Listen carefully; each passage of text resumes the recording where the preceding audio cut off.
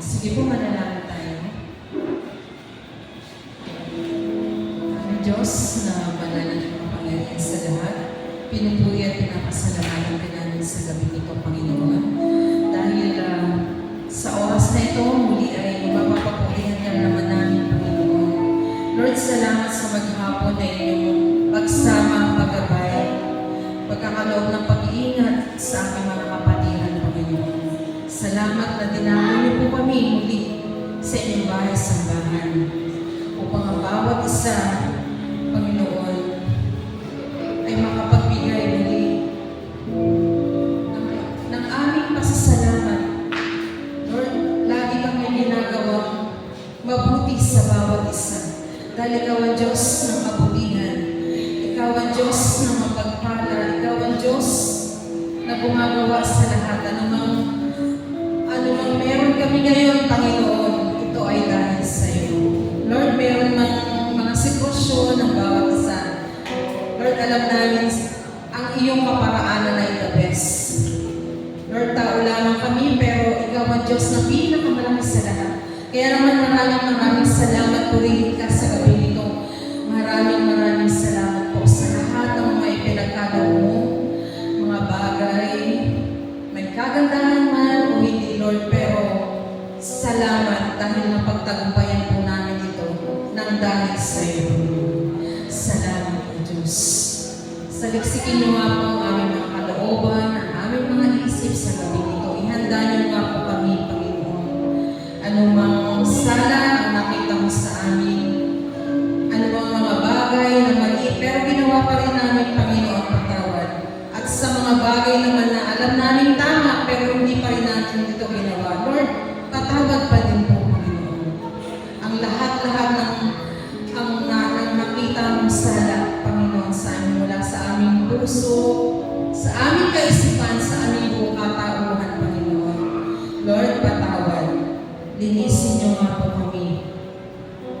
Tunay nga po ang mga kasalanan ito ang siyang nagiging hadlang upang ang mga panalangin mismo kami, Panginoon, hindi namin maranasan ang inyong biyaya dahil may mga hadlang, may mga balakid, Panginoon. Kaya naman sa gabi ito, sa pangalan mo, Jesus, ibinawagsin namin lahat ng alalahanin, lahat ng bagabag, lahat ng hindi magandang pakiramdam, lahat ng mga sumasakit, Panginoon.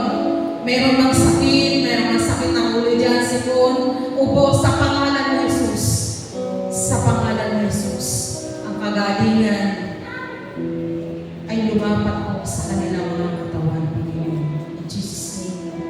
Lord, ihanda niyo nga po ang bawat isa. At sa lahat po ng tututupan sa pagpito, Panginoon, inyo po gawaran ito ng pagbabasbas upang maging mabangisang niyo ito po sa inyong paanan.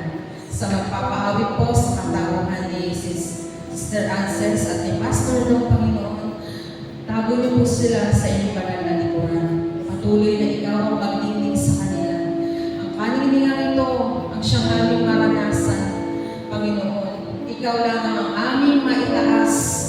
Patuloy niyo po kaming ibaba, Panginoon. At sa lahat ng oras, ikaw ang aming maitataas. Ang inyong pangalan lang, Panginoon. Ang inyong banal na spirito ang siyang maging malayang kumilos sa pulpitong ito at maging hanggang dito po. Diyan po sa congregation, Panginoon. Sa magdadala po ng inyong salita, Panginoon, inyo rin po siyang gawaran ang inyong pagbabasbas. Ang pangunguna niya po, ang kanyang maranasan. Matalim po sa aming mga puso ang kanyang ibabahagi.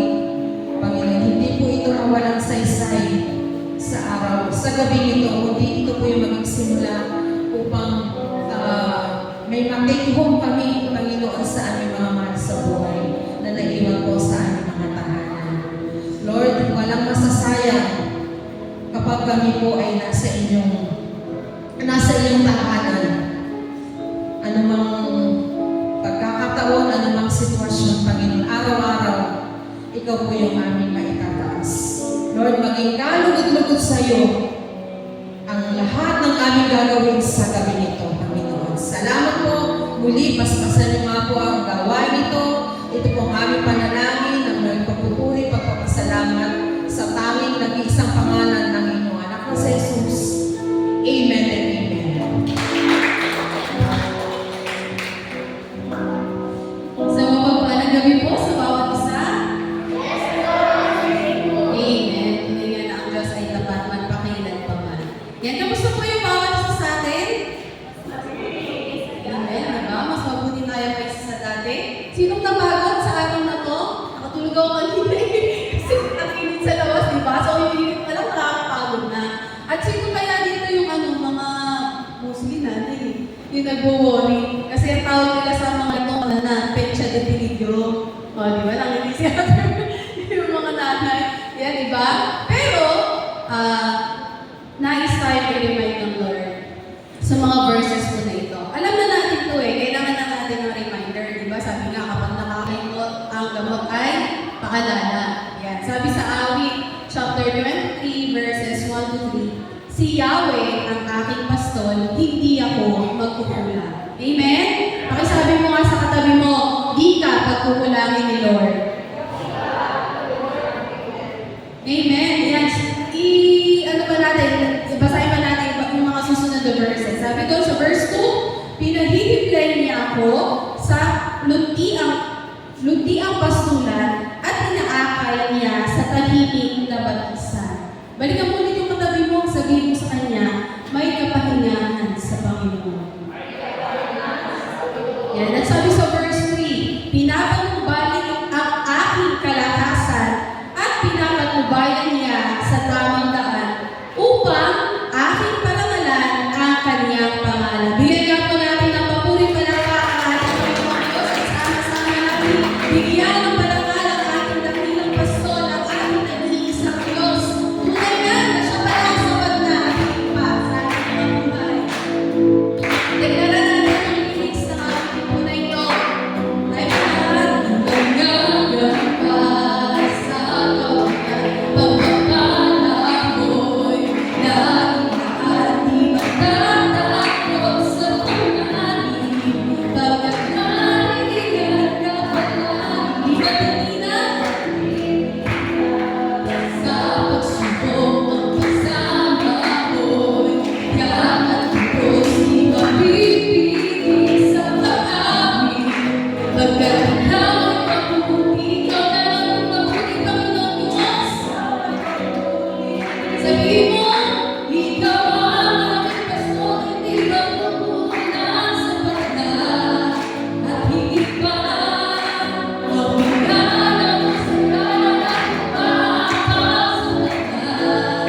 At higit pa, sa pagkakasunod mo panay naman.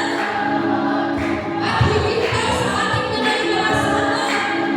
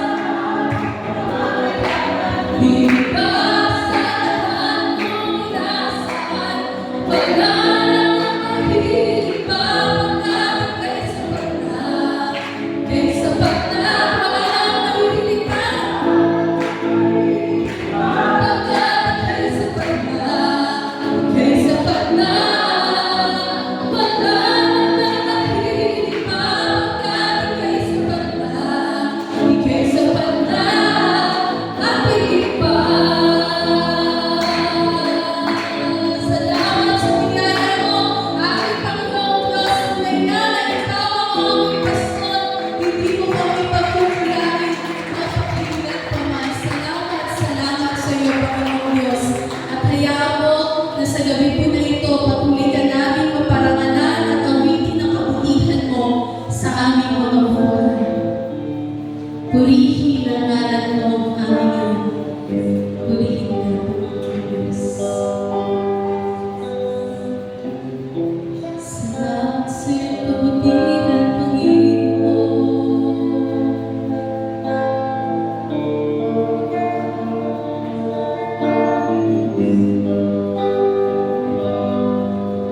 Kinuti mo, Panginoon,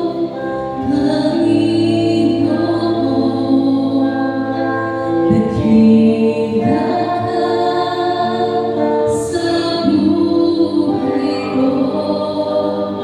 Sa labis na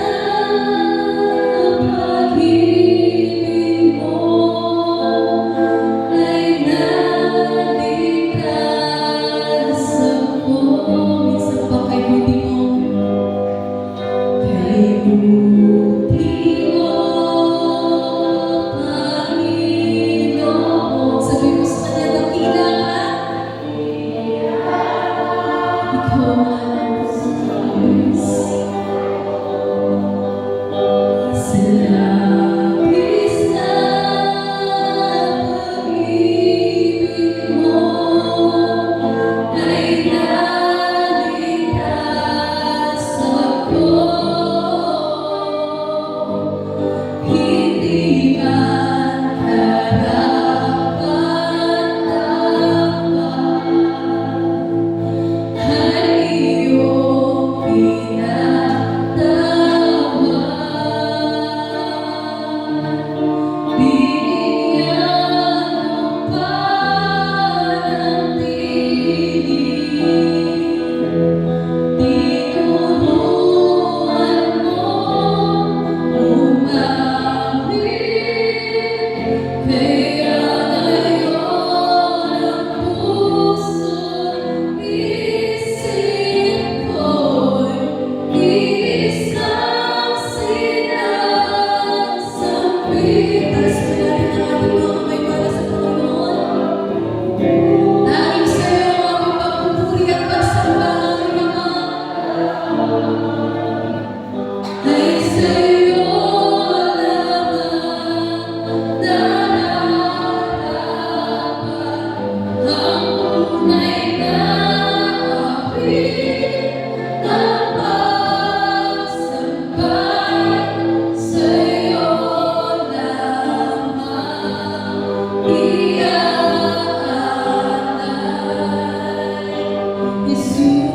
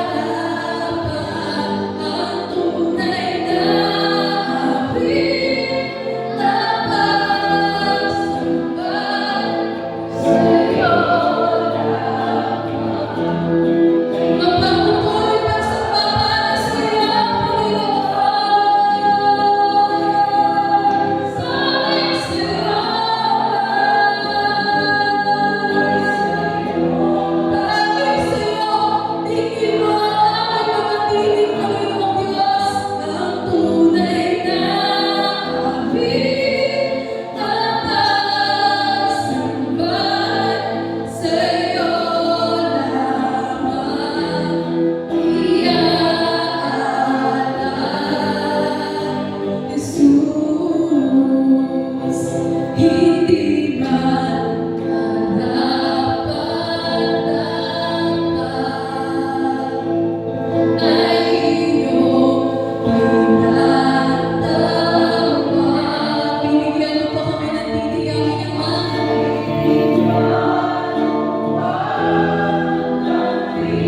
At tinuruan mo kami gumamit. Tinuruan mo gawin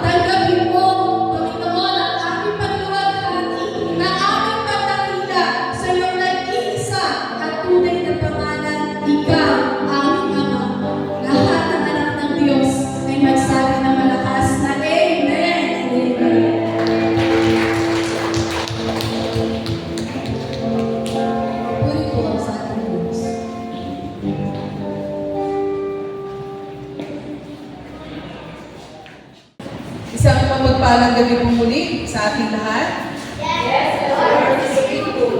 Isa pa. Mapagpalang gabi sa lahat. Medyo convincing. Yung mas convincing pa. Isang magandang gabi sa lahat.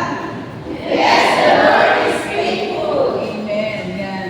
Nagulat lang po ako sa sentence ni Anses na sapat na at higit pa. So ito po yung continuation at mas lalo pang inelaborate na description o paglalarawan nung kantang sapat na at higit pa.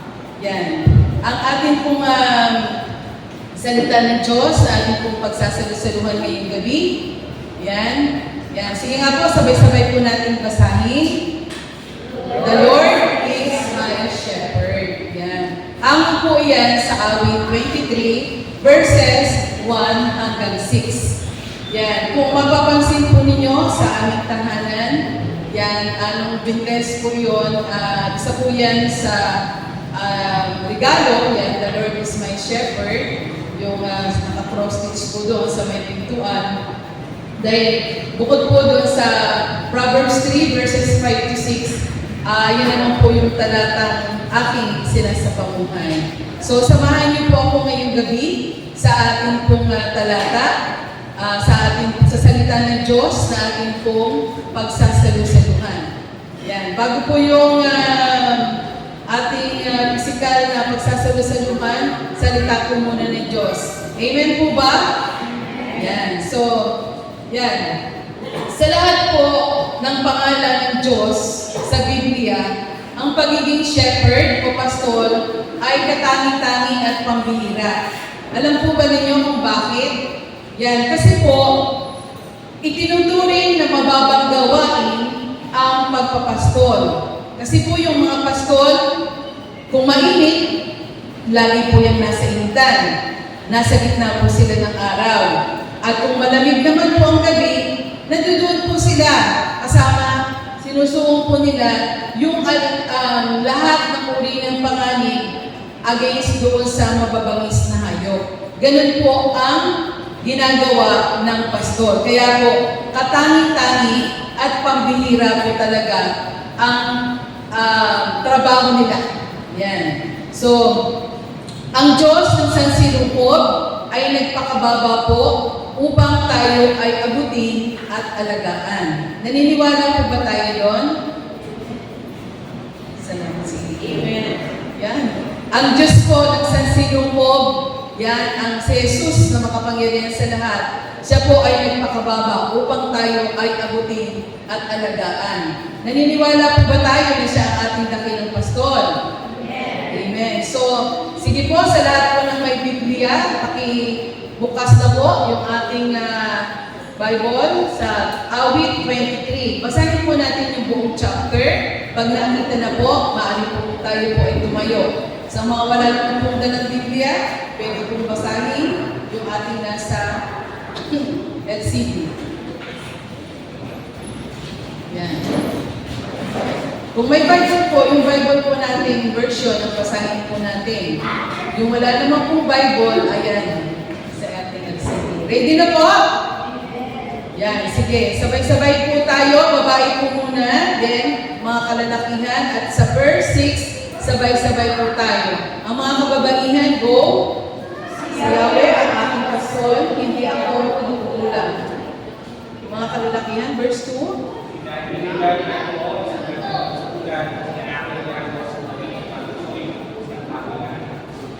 Verse 3, binibigyan niya ako ng bagong kalakasan at sang-ayon sa pangako ng kanyang pinitiwan sa mabibig na landasig doon ako inaakay. Verse 4,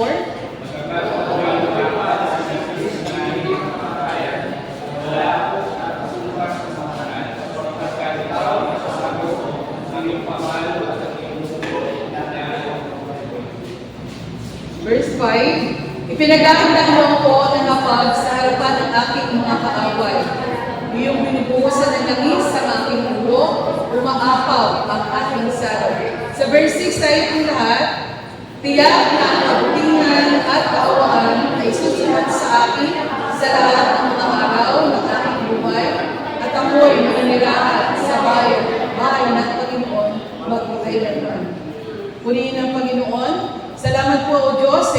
salita. Patuloy, Panginoon, na ikaw mangusap. Gamitin niyo lamang po ako, Panginoon, bilang instrumento ng kapahayagan ng iyong mga salita. Tunay po na mangusap ka, ma-acknowledge po namin, maranasan po namin ang kalaliman ng aming pagkaunawa sa iyong mga salita ngayong gabi. Ikaw lamang ang mapapurihan, mabigyan namin ng pasasalamat at maitanghal sa aming mga buhay. Ito po ang aming panalangin sa pangalan ni Jesus. Amen. Sige po, makakaupo na po tayo. Yan. Mula po nang tayo ay maligtas at sa kanyang pagbabalik, yan, tayo po ay may buhay pang haharapin ang mga pangako ng Diyos. Dito nga po sa awit 23 ay atin po magiging gabay.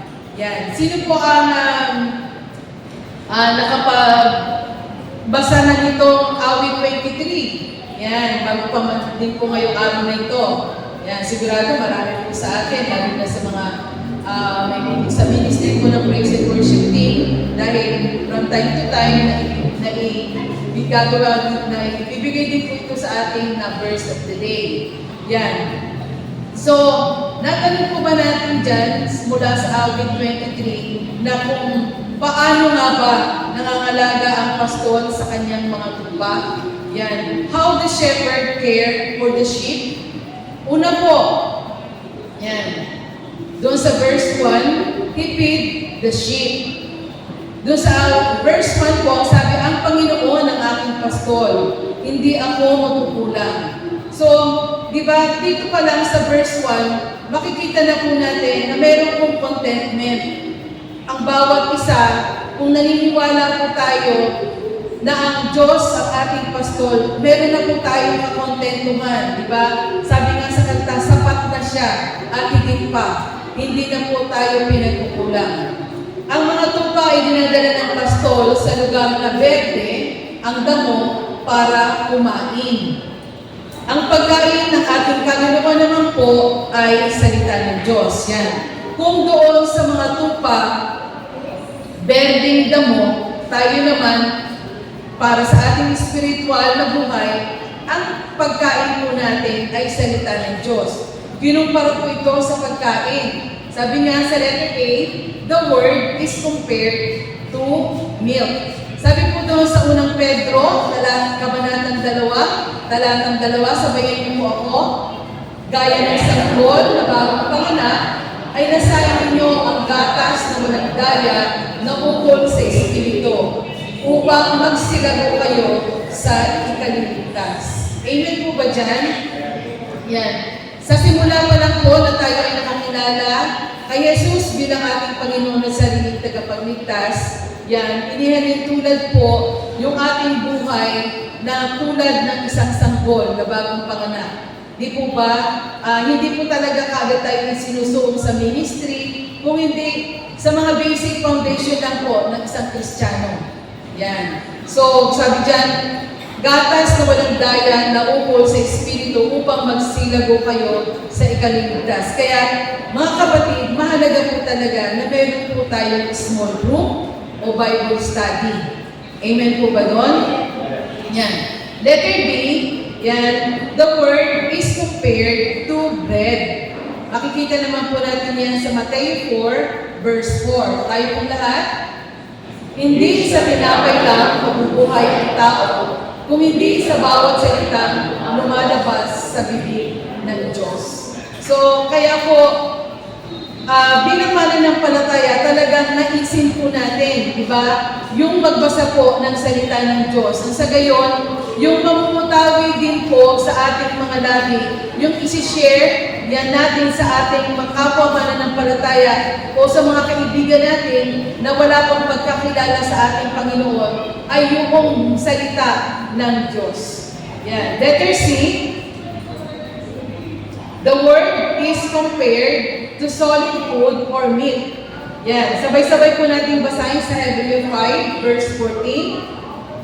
Ang matigas na pagkain o karne ay para sa mga isapat na gulang at marunong na kumilala ng mabuti at masama. So, dito naman po, inihahalin tulad na talagang sa ating pagiging babad ng salita ng Diyos, hindi na po tayo maililigaw inuman. Amen po ba? Kasi babad na po tayo, alam na po natin ang mabuti at masama. Yan, amen po. Sa pangalawa naman, ng pag-aalaga sa atin ng pastol, yan, sige po, sabay-sabay po natin basahin. He provides water to the sheep. Sa verse 2, sabi dyan, inaakay niya ako sa tabi ng mga tubig na pahingahan. Sa ibang salin po, ginamit is pinahihimlay. No? Sabi niya, ako'y pinahihimlay sa mainam na pastulan at inaakay niya ako sa tahimik na babisan. Yung word pa lang po na pinahihimlay, di ba parang ang sarap na, yung bang meron kang kapayapaan, wala kang anumang kinatatakutan. Yan. Ang banal na Espiritu bilang ating makaaling, tagapayo at katulong ang siyang naghahatid ng katulad na kalinga ng pastol at presensya ng Diyos sa atin. Ang tiwalang paghimlay sa kanyang presensya ay mararanasan sa mainam na pastulan. Walang iba kung hindi sa ating Panginoong Kristo at sa salita ng Diyos na kinakailangan para sa isang masaganang buhay. Amen po ba doon? Nasisundan niyo po yun? Yan. Sabi nga po, yung ating pong katawan is composed sa 75% ng tubig. Yan, sa science po yan. Katumbas daw po ito ng 42 liters na tubig. Yan, kaya sa bawat araw, meron 2 to 3 liters ang na tubig ang nawawala po sa atin. Kaya mawala lang po yung 2.7 liters of water, dahilan na po ito ng pananakit ng ating ulo, pagiging nervyoso, matinding panghihina, dehydration, irritable ka, yan, at kung iba-iba pa pong mga sakit. Kaya di ba, yan sa mga bata nga, sa mga anak, po natin, sinasabi natin, uminom ka pa ng tubig, lalo na kung may sakit sila, di ba? Dahil mahalaga po talaga ang tubig. So, sinasabi po sa John, chapter 7, verses 37 hanggang 38. Sige po, pakibasa. Ang sino nga mauuhaw, lumapit sa akin at uminom. Verse 38, ang sumasampalataya sa akin, gaya ng sinasabi ng kasulatan, mula sa kanyang puso ay dadaloy ang mga ilog ng tubig na buhay. So, alam niyo po yun, ang tubig na nagagaling sa ating Panginoon, ito po yung salita ng Diyos. Diba? Hindi na po natin kakauhawan. Yung ating pong espiritu ay hindi na po manghihina. Ano po, pag tayo po ay laging nagbabasa ng kanyang salita. Yan. Kahit ano pong kapaguran natin, di po ba nararanasan po natin yun na minsan, meron po tayong sitwasyon na pinakaharap.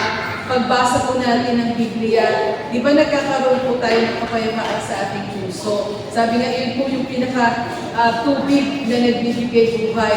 Di ba, naiibsan po yung ating mga kalungkutan. Yan. Sa pangatlo naman po, yan. Sige, sabay-sabay po natin basahin. He restores our strength. Doon po sa verse 3, sabi po, pinanunumbat niya ang aking kaluluwa. Inaakay niya ako sa mga landas ng katwiran alang-alang sa kanyang pangalan. Di po ba kapag tayo po ay pinanghihinaan ng loob, yung ating kaluluwa, yan, pinasisigla po at muling pinalalakas ng ating mabuting pastol. Yan, sa pamagitan ng kanyang kapangyarihan at biyaya. Yan. Doon po sa Romans 8:14, sabi po doon, ang lahat ng pinapaglubayan ng Espiritu ng Diyos ay mga anak ng Diyos. So, sino po ba dito ang pinapaglubayan ng Espiritu ng Diyos? Taas ang kamay. Yan, amen. Tayo po na nakakilala sa Kanya. Tayo po yan. So, tayo po na nagtitiwala sa Panginoon, inire-restore po niya yung ating kalakasan. At number 4, sabay-sabay po natin basahin, He protects the sheep. Yan. Isa po ito sa gusto ko dito eh. Sabi diyan, bagamat ako'y lumakad sa libis ng dilim ng kamatayan, wala akong katatakutang kasamaan, sapagkat ikaw ay kasama ko. Yan. Alam po ba natin na pagsapit ng gabi, yung pastol po, dinadala niya yung tupa sa kural. Alam naman po natin pag sinabing kural, ito po ay isang malaking kulungan. At alam niyo po ba kung saan po siya nalihiga? Doon po sa may pintuan. Yan. Dito lang sa paliwanag nito ng mga Bible scholars na sinabi, yung pastol ay nandoon nakahiga, no? Nandoon siya, kibali siya yung guard, no? Sa may pintuan. Napakasarap na, di po ba? Na makikita po natin na protected tayo. Kumbaga wala na yung kaba mo. Di ba tayo sa ating mga tahanan, lagi natin sinasabi, oh, naisara mo na ba yung pintuan? Naisara mo na ba yung gate? Yan, sarado na ba lahat? Yan, pero dito wala ka nakaalalahanin eh. Kasi mismo yung pastol, nakahiga doon sa pintuan. Kaya alam mo, guarded ka against doon sa mababangis na hayop. Sabi po doon sa John 10, verse 7. Yan. 27 po ito. Okay, sige. Paki-class na lang ulit. John 10, verse 27. Tayo po lahat, pinapakinggan ang aking mga tupa, ang aking tinig. So, alam niyo po yun, di ba tayo sa pamilya natin, kahit ilan pa yung anak natin, alam po natin yung kung sino yung nagsalita, tayo din naman mga anak, alam natin yung boses ng mama o ng papa natin, di ba, at ng mga kapatid natin. Ganun po din ang ating Panginoon. Yan, sabi nga, pinapakinggan ng aking mga tupa ang aking tinig. Naalala ko yan, may isang illustration dyan eh. Sa isang malaking tupahan, yan, sa koral ng tupa, merong isang mama na akala niya susundin siya ng mga tupa. Yan. So kahit na binuksan niya si pinto at tinatawag niya si tupa, talagang hindi wala pong tinag. Pero yung ang talagang pastor po nila ang tumawag, ang bilis ng mga tupa. Yan. So sabi ko nga sana ganun din tayo lahat sa Panginoon na alam natin yung tinig niya, alam natin yung conviction galing sa Holy Spirit na yung hindi dapat, hindi natin ginagawa at yung tama, yun ang ginagawa natin. Amen po ba doon? Yan. Sabi dyan, itataya ng pastol ang buhay para sa mga tupa. Dapat tayong magbantay para hindi tayo mahulog sa kasalanan. Sa 1 Peter 5 verse 8, sabi po doon, humanda kayo at magbantay. Ang dyablo na kaaway ninyo ay parang iyong humaatungal at aali-aligid na humahanap ng masisila. Ganyan din po kasi eh. Di ba alam naman po natin yung leon? Yan, syempre yung tupa maaamon po yan. Humahanap po siya ng masisila. Ganon din po sa atin bilang tao. Yan, na kailangan maging aware po tayo sa mga kasalanan na aali-aligid po sa atin. Isa din po sa katangian ng tupa ay yung malakas ang kanyang pandinig. Yan po yung John 27 pala. Pinakikinggan ng tupa ang aking tinig. Sila'y aking kilala at sila'y sumusunod sa akin. So, yun po yung isang mahalagang bagay. Kaya naman po, sinabi din kaugnay po niyan, yung doon sa Jeremiah 12 verse 17, sige pakibasa po.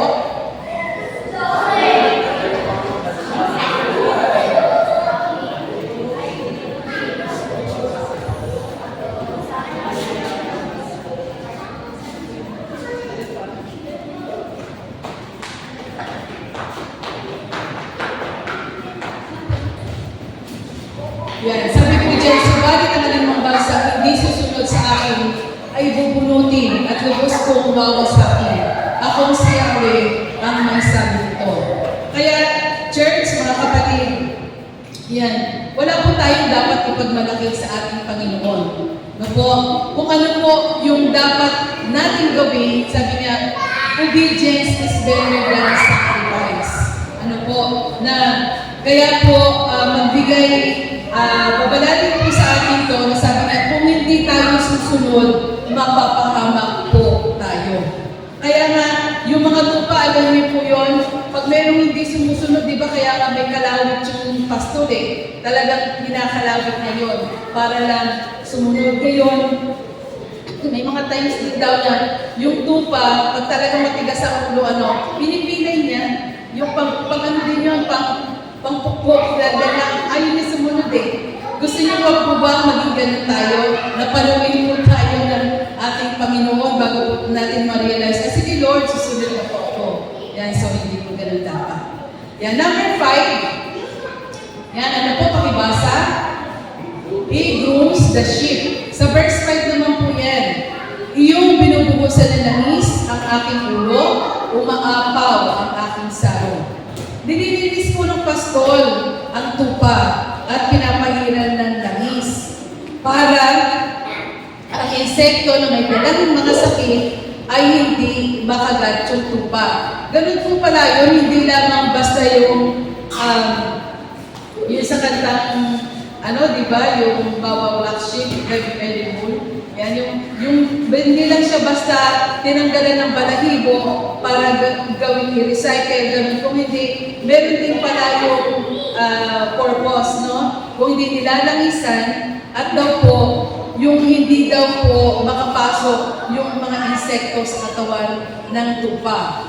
Ang tawag kay Satanas sa Biblia ay Beelzebub. O tinatawag din daw po itong Lord of the Flies.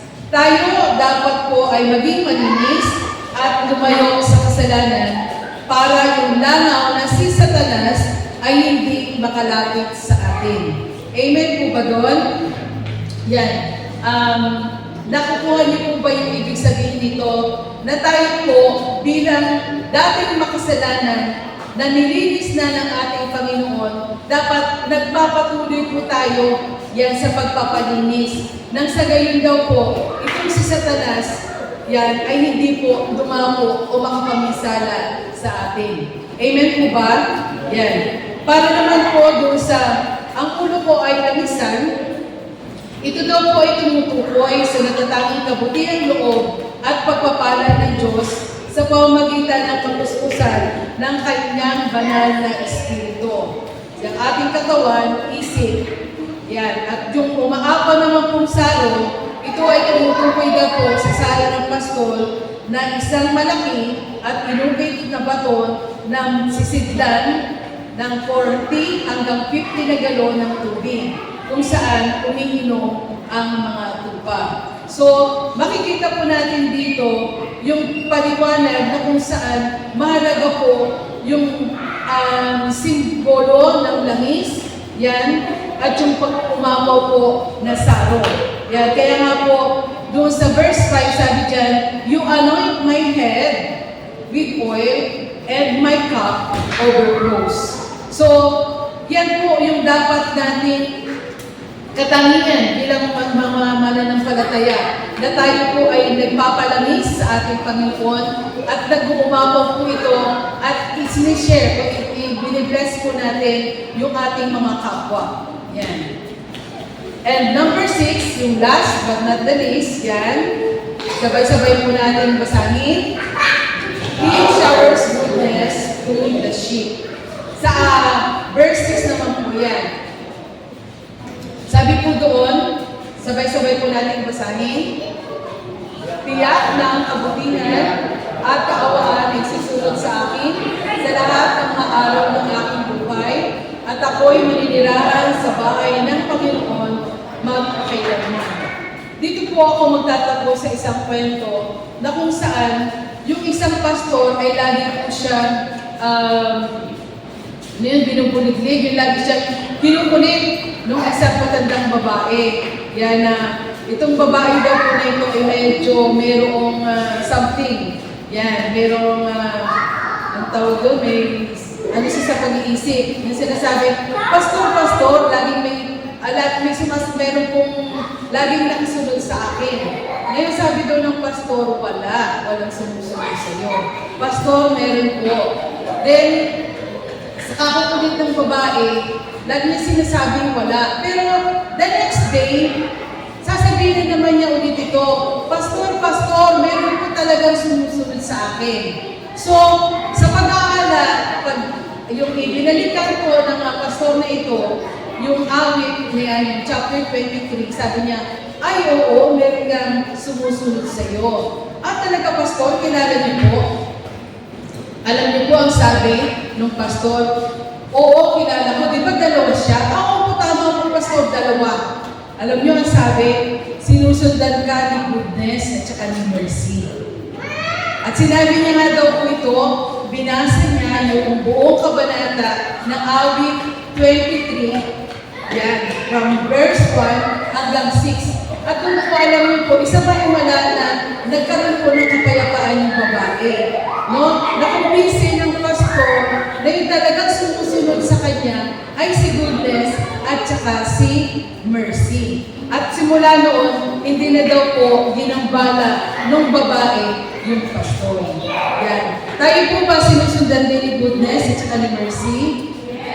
Amen. Yan. Sa tuwing tayo po ay maliligalig, yan, mag-aalala, sabihin po natin, goodness and mercy, alam kong nariyan kasi sinusundan po ako. So, isang magandang paalala po ito na yung ultimate blessing and goodness that we can receive from God is when we dwell in the presence of God. Amen po? Yan, wala nang hihigit pa sa pagpapalang makasama ang Diyos, makita ang kanyang mukha, at paglingkuran siya magpakailanman. Sa ating tema po for these 2 months na committed followers, nawa palagi po natin mag-isa-isip, yan, ito pong awit 23, na kung saan magre-remind po sa atin na meron po tayong dakila at mabuting pastor. Yan, sige. Church, tayo po tayo. Kuha po tayo ng partner. Yan. Partner. Isabitan, walang kayo.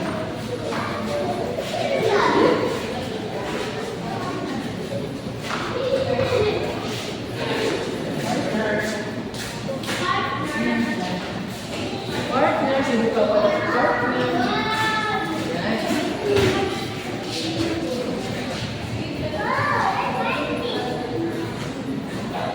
Halika dito siya yun. Tayo. Wala, dalawa, di ba?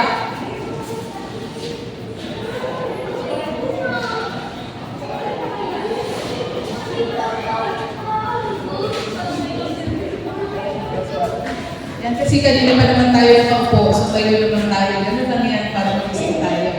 Yan, so gaano po ba natin, paano natin naranasan yung kabutihan ng Panginoon sa ating buhay? Share po tayo. At least 2 minutes po, then pray po tayo.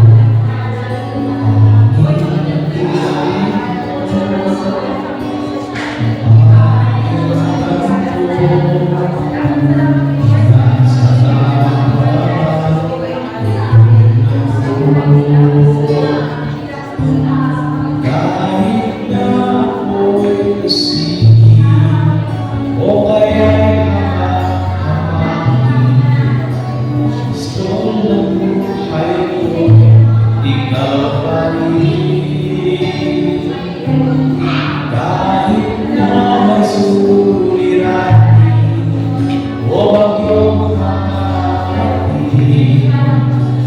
gusto ng buhay ko,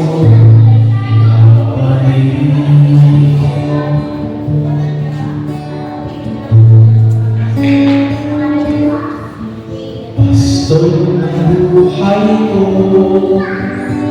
pag-ibig ko'y sa'yo. Kasi pa tayo po yan. Saan Kamay sa awitin.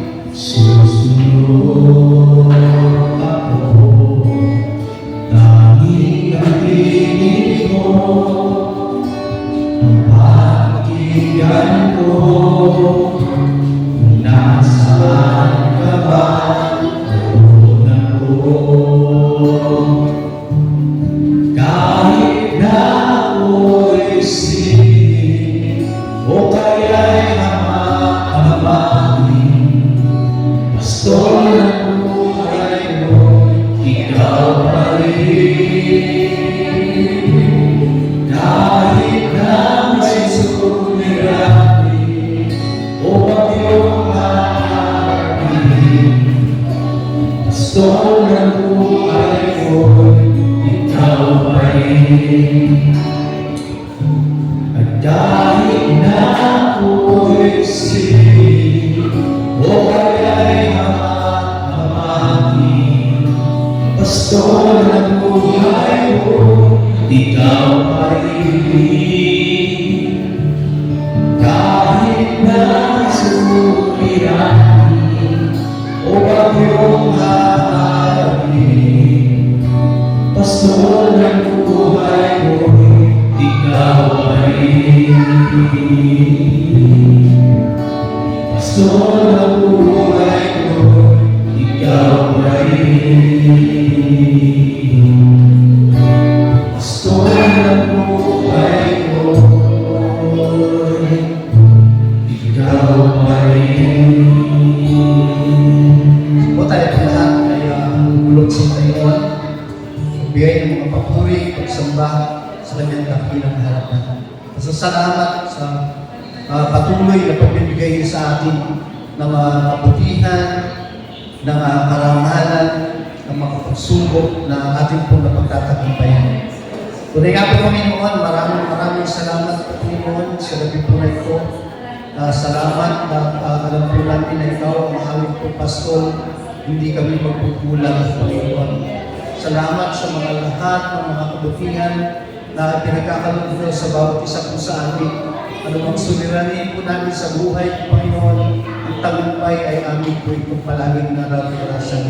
Maraming salamat po, Panginoon, at patuloy, Lord, na dalangin po namin na sa gabi po na ito ay patuloy, Lord, ang kapahingahan sa piling mo, Panginoon, sa muntiang pastulan mo, Panginoon, ay patuloy, Lord, na iparanas niyo po ito sa atin. Sa kabila po ng mga pinagdadaanan po namin, kung meron po kami mga pinagdadaanan na hindi maganda po, Panginoon, Lord, yakapin mo kami. Patuloy, Lord, na ito po ang siyang sumama at magbigay po ng lahat ng tagumpay po, Panginoon, sa lahat ng mga suliranin po namin nararanasan. Tunay ka po, Panginoon, sa inyo po namin patuloy na hihimlay. Sa inyo po namin patuloy na inaalay po, Panginoon, yung aming pong buhay. Kung nasaan ka po, Panginoon, naroon din po kami po, Panginoon. Kaya naman, sa mga oras po na ito, Lord, ikinukubig po namin yung aming po mga sarili bilang po yung mga anak po, Panginoon, at patuloy, Lord, na kukubig niyo po kami. Yakapin niyo po kami po, Panginoon, ng pag-ibig. At ikaw po ay siyang patuloy na magbigay po sa amin ng kasaganaan, kapahingahan, Panginoon, at lalo higit ng kalakasan ng aming po mga physical na pangangatawan. Sa inyo po namin ito po patuloy na inayahan po, Panginoon, yung aming po mga sarili. At nawa, patuloy, Lord, na sumunod kami at maging pagpapala din po kami sa aming po kapwa po, Panginoon. Salamat po, Panginoon, at patuloy, Lord, sa pagpapatuloy ng aming pong gawain po na ito ng aming pong pananalangin. Ikaw po ay siyang patuloy na sumama at magbigay po sa amin lahat ng mga katulunan sa lahat ng aming pong mga gagawin, sa lahat po ng aming pong mga idudulog sa inyo sa aming pong mga pananalangin. Ngayon pala po, Panginoon, at pupuri Nagpapasalamat po kami, Panginoon, sa katagumpayan po, Panginoon, ay pagkakalugod po sa bawat isa po sa amin. Lalo tigit po, Panginoon, sa katugunan po, Panginoon, ng mga idudulog po namin sa inyo ngayong gabi po na ito sa pamamagitan po ng aming pong pananalangin. Nawa po, Panginoon, magkasabigan po namin palagi ang mga gaganitong gawain po, Panginoon, na sama-sama po papanalakinan sa Iglesia ng Great Emmanuel Christian Church, mga pakabataan, agon po, Panginoon, maging mga bata po, Panginoon, ay patuloy andun po yung kanila po katsagaan po, Panginoon, at lalo tigit po, Panginoon, bukas na puso at isipan upang ang iyong mga salita, ang aming mga pag-aalay, ang mga pagpupuling kaawitin po, Panginoon, lalo tigit po, Panginoon, sa aming po mga pananalangin po, Panginoon, ikaw ay sumasagot po, Panginoon. Salamat, salamat, salamat po, Panginoon. Ito po aming samot dalangin sa pangalan ni Jesus. Amen.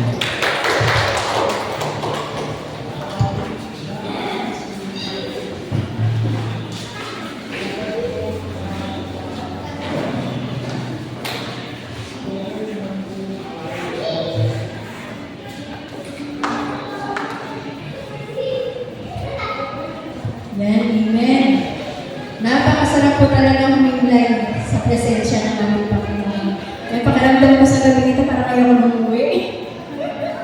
Parang, sabi niya, kahit na meron tayong dinadala o pinakarap ng mga solidaridad sa buhay, pag mga ganito yung mga napapakinggan po natin, talagang parang lahat yan ay naglalakaw sa ating mga buhay. Kaya salamat po sa buhay po ng ating pastora sa gabi po ito na binigyan ng Panginoon na higit na karunungan o anointing para makapagbahagi sa atin ng kanyang mga salita na talagang sabi nga, ito ay itimo talaga sa ating puso at magbibigay ng kagaanan sa mga sitwasyon na ating pinakaharap sa ating mga buhay.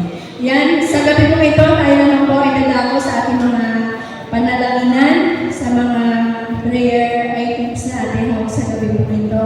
Ay, yan. Gusto pong basahin sa inyo Mateo 18 verse 19 hanggang 20. Sabi po dito, tandaan din ninyo, kung ang dalawa sa inyo ay nagkaisa dito sa lupa, sa paghingi na anuman, ito ay pagkakaloob sa inyo ng aking Amang nasa langit. Yan, sa 20, sapagkat anuman saan man o dalawa, tatlo ang katipon sa pangalan ko, naroon ako kasama nila. Yan, sabi nga sa gabi ito, hindi na po tayo dalawa o tatlo. Halos nandito po tayo lahat para tayo po ay sama-sama na manalangin. Yan, sa bawat mga ipananalangin po natin sa gabi ito. Kaya po sa gabi po ito, maghanap po tayo ng mga partner po natin na hindi po natin makapartner ng mga nakaraan po mga pananalangin po natin ng nakaraan para naman po maka-prayer partner naman po natin sila sa gabi ito. Yan po.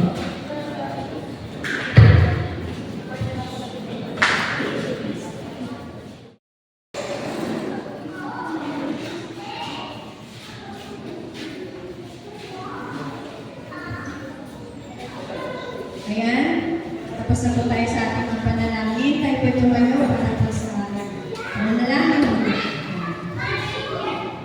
Ama namin Diyos, sa makapangyarihan sa lahat, patuloy ka po namin pinapasalamatan, pinupuri Panginoon sa oras na ito. Salamat Panginoon dahil kami po ay naging matagumpay sa aming mga panalangin.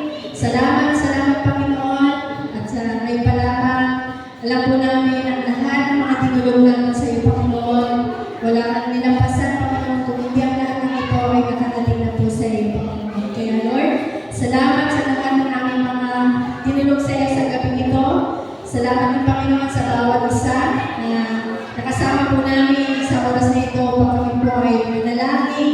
Maging Panginoon, salamat din po sa mga salita mo na aming narinig po sa gabi ito. Nawa, ang mga salita po ito Panginoon ay patuloy na magbigay po sa amin ng kalakasan sa aming mga buhay espiritual. Salamat Panginoon, ikaw ang Diyos namin dakila na sa lahat ng mga naranasan po namin sa aming buhay. Salamat na rin kami Diyos na nahihingan ng tulong Panginoon. Kaya maraming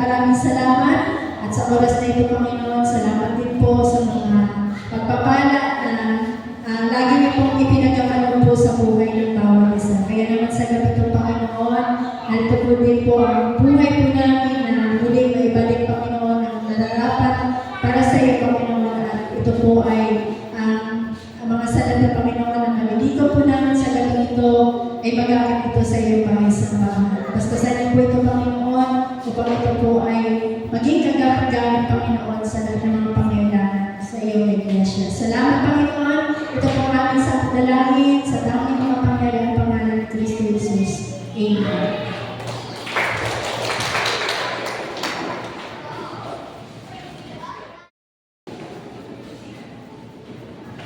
Sige po, tayo po lahat ay manalangin at muli magdeklara po tayo ng magbiyayang pagpapala para po sa kapatid po natin na si LJ na nagdiwang po ng kanya po na araw at kahapon.